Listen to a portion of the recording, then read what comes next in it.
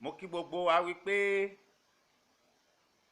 a kú ọ̀sẹ̀ tuntun. Ọjọ́ ìṣẹ́gun mìíràn rèé o, èyí tí Ọlọ́run fúnra rẹ̀ ti dá fún èmi àti rẹ láti rí ògo wa gbà padà, láti rógo lò láyé. Ògo ṣe pàtàkì gẹ́gẹ́ bí a ti ń sọ bọ̀, tá sì ń gbàdúrà. Mo mọ̀ pé àwa kan ń gbàdúrà yìí dáadáa. Ògo Ọlọ́run yóò farahàn láyé wa ní orúkọ Jésù. Bíbélì sọ wípé ọ̀pọ̀ ènìyàn ló ṣáà ti ṣẹ̀ tí wọ́n ti pàdánù ògo Ọlọ́run.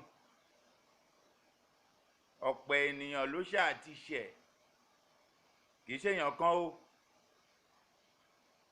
Ọ̀pọ̀ ènìyàn, gbogbo ènìyàn ló ṣáà ti ṣẹ̀ tí a sì ti pàdánù ògo Ọlọ́run.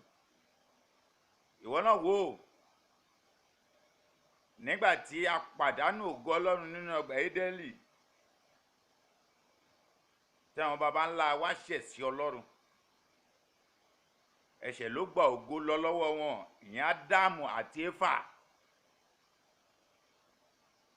Bí ẹ̀ṣẹ̀ bá ń bẹ nínú ayé ènìyàn, irúfẹ́ ènìyàn bẹ́ẹ̀ a máa ṣẹrú,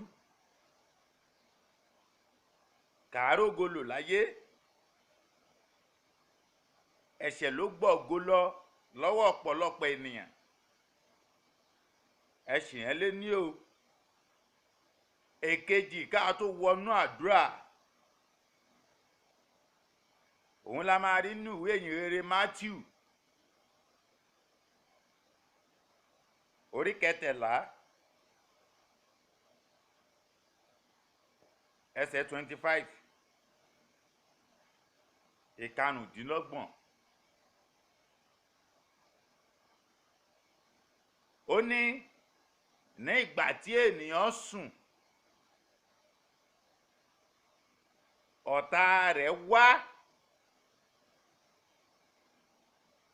ó sì fi epo, ó gún epo sáàrin àlìkámà. Nígbà tó sùn, lọ̀tá rẹ̀ dé o, àwọn agbògo ẹni, àwọn ajógogbà.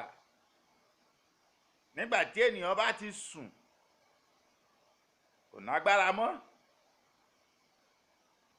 Ọ̀run nìkan ní dẹ̀ ń ṣiṣẹ́ láyé ènìyàn nígbà yẹn o. Wọ́n mọ̀ pé ẹni bí a ti wà powerlessness. Àgàgà ẹni tó ti ṣiṣẹ́ látàárọ̀ dálẹ́ tó ti rẹ̀ tó sùn. Gbàyẹ́ ọ̀tá rẹ̀ á wá, wọ́n á gbin epo sínú àlìkámà ayé rẹ̀. Bíbélì sì sọ pé a sì bá tirẹ̀ lọ.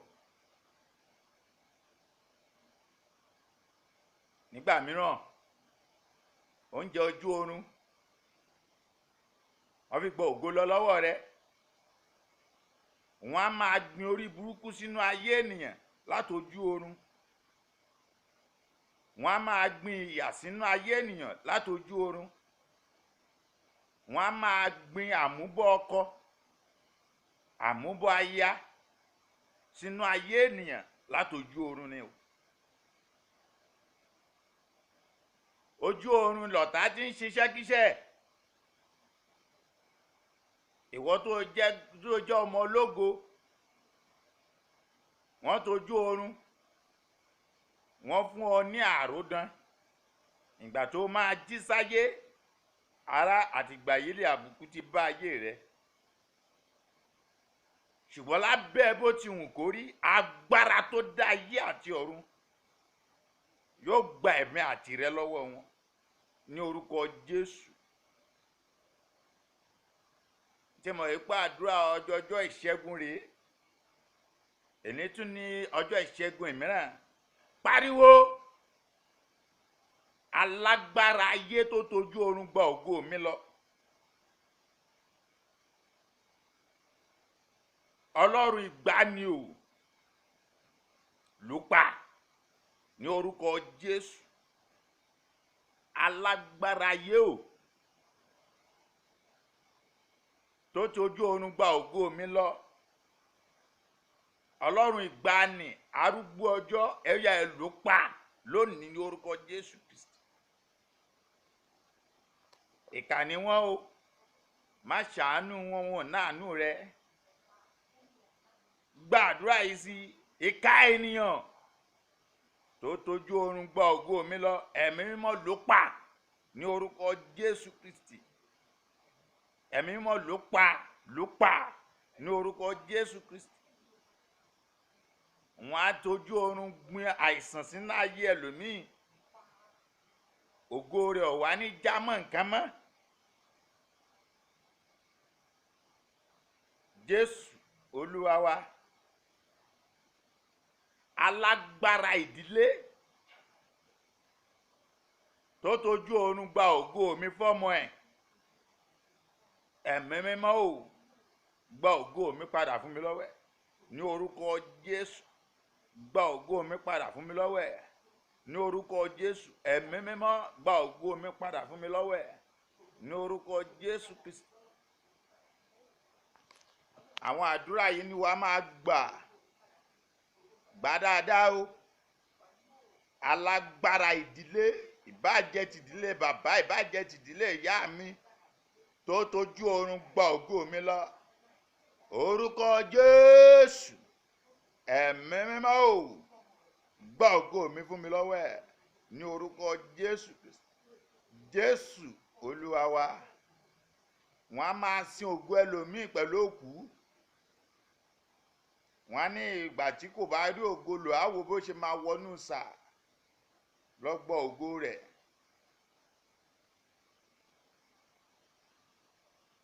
Ìgbà tí wọ́n sin Jésù tán, àwọn kan sì tún lọ jí aṣọ rẹ̀ wò.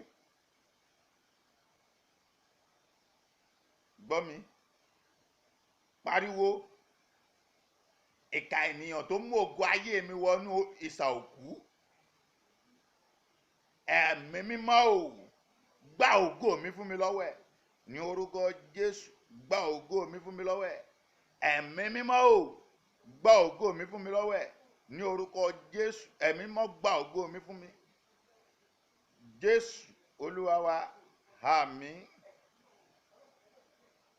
Omi rẹ tó ti gbé sílẹ̀ mo yà sí mímọ́. Ẹ̀jẹ̀ Jésù wọnú omi yẹn lọ. Iná ẹ̀mí mímọ́ wọnú omi yẹn lọ. Omi tó gbé sílẹ̀ láti fi ṣanra, bó bá ṣe ń dà sára látòrí dé èékánná ẹsẹ̀, ọwọ́ ayé ọwọ́ òkùnkùn kó kúrò lára rẹ̀. Iná kó palẹ̀ ọwọ́kọ́wọ́, kó pámọ́ kúrò láyé rẹ̀. Àwọn ọwọ́ ibi lórúkọ Jésù kó gbiná sọnù. Ọwọ́ ìyà lára rẹ̀ kó gbiná sọnù. Ọwọ́ òṣì lára rẹ̀ kó gbiná sọnù. Ọwọ́ ẹ̀tẹ́ lára rẹ̀ kó gbiná sọnù. Gbogbo ọwọ́kọ́wọ́ tó ń tàbùkù ògo ayé rẹ̀ lórúkọ Jésù kó jóná.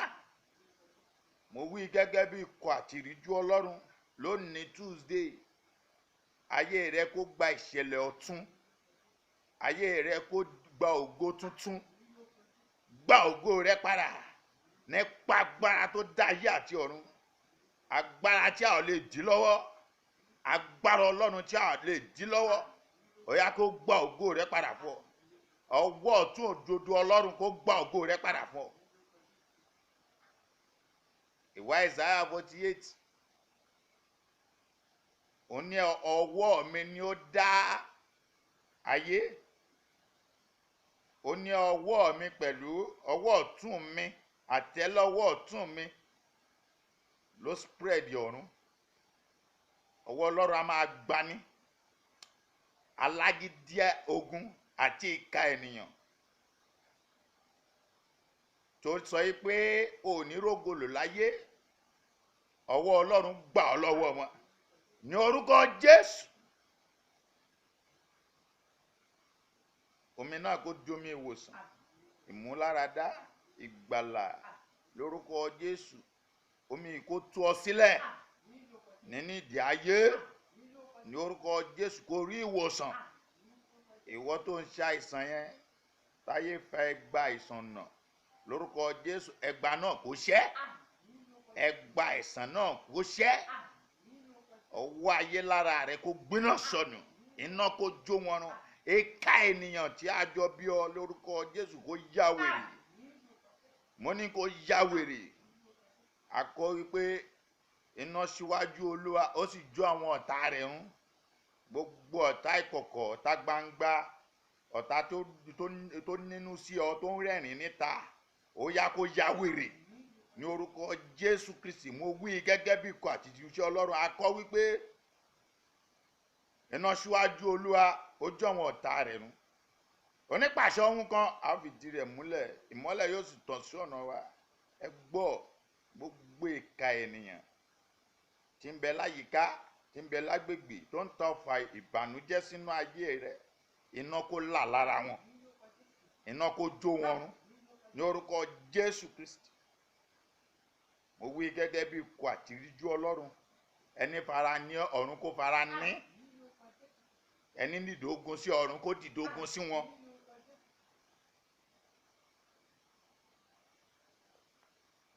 Gbọ́ mi yé dáadáa. Omi náà mo tún gbàdúrà sílẹ̀ kan sí pé ẹ̀jẹ̀ Jésù kó wọnú omi yẹn lọ, kó gbà ọ́ lọ́wọ́ àjẹ́, oṣó àti èmèrè. Ẹ̀mí mímọ́ kó tú ọ sílẹ̀ o, kó tú èmi náà sílẹ̀ lọ́wọ́ wọn ní orúkọ Jésù Kristi. Gbàdúrà wípé ẹni fara ní mí, ọ̀run fara nípa ní orúkọ Jésù Kristi. Ẹni fara ní mí, ọ̀run fara nípa ní orúkọ Jésù. Ọ̀run fara nípa ní orúkọ Jésù. Gbàdúrà yẹn dáadáa, tó dára fún ọ. Ẹ máa share fídíò yìí, àbá ẹ mọ̀ ẹni tó wà fún. Ọlọ́run fẹ́ lò fún èèyàn kan ní. Òun ló ṣe gbé ìránṣẹ́ rẹ̀ dìde ní àsìkò yìí. Ẹni fara ní ọ̀run kó fara ní orúkọ Jésù Kristi. Pariwo, ilẹ̀kùn ògo tí ayé tì mọ́ mi, ọ̀run ṣí ní orúkọ Jésù.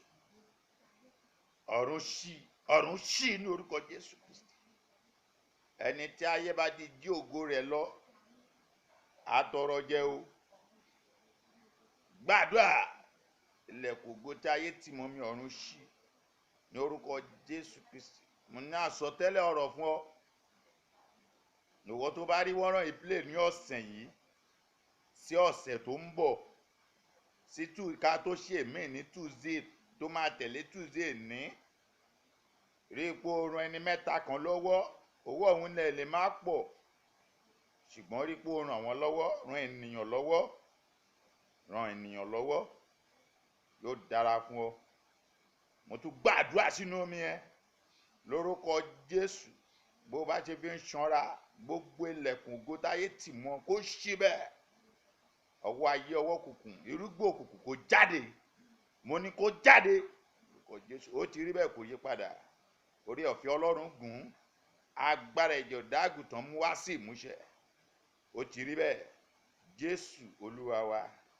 Ẹ máa share fídíò yìí, ẹ ràn àwọn ènìyàn lọ́wọ́. Ọ̀fẹ́ ní ìgbàlà, ọ̀fẹ́ la fi fún ni, ọ̀fẹ́ làwa gbà á. Ẹ máa share. Ẹ dẹ̀ rí pé ẹ jẹ́ ká sá fún ẹ̀ṣẹ̀. Ẹ̀ṣẹ̀ ni máa ń gé ọjọ́ ènìyàn kúrú láyé o. Yóò dára fún ọ. Ìwọ tó rí mi wò lọ́sẹ̀ yìí, inú rẹ á dùn, ọkàn rẹ á balẹ̀, wàá rí jẹ, wàá rí mu, wàá rí ná, wàá rí lò. Orí rẹ ò ní burú, ò ní ṣọ̀fọ̀ lórí ọmọ, ò ní ṣọ̀fọ̀ lórí aya, ò ní ṣọ̀fọ̀ lórí ọkọ. Ayé rẹ á ní ìtẹ̀síwájú, wàá rí jẹ ní gbogbo ọ̀nà rẹ ní ọ̀sẹ̀ yìí lórúkọ Jésù. Ọ̀run lè yà sí mímọ́. Ọ̀nà tèmi náà lọ́sẹ̀, ọ̀run yà sí mímọ́ lórúkọ Jésù. Àní wọnú ọkọ̀ agbénipa. Ẹ̀jẹ̀ Jésù rà ọ́ padà. Yóò dára fún ọ. Ó ṣe rere lórúkọ tí Baba, tí Ọmọ àti Ọlọ́run ẹ̀mí mímọ́. Jésù agbára wa. Àmín, àmín, àmín ní orúkọ Jésù Kristi. Hallelujah o.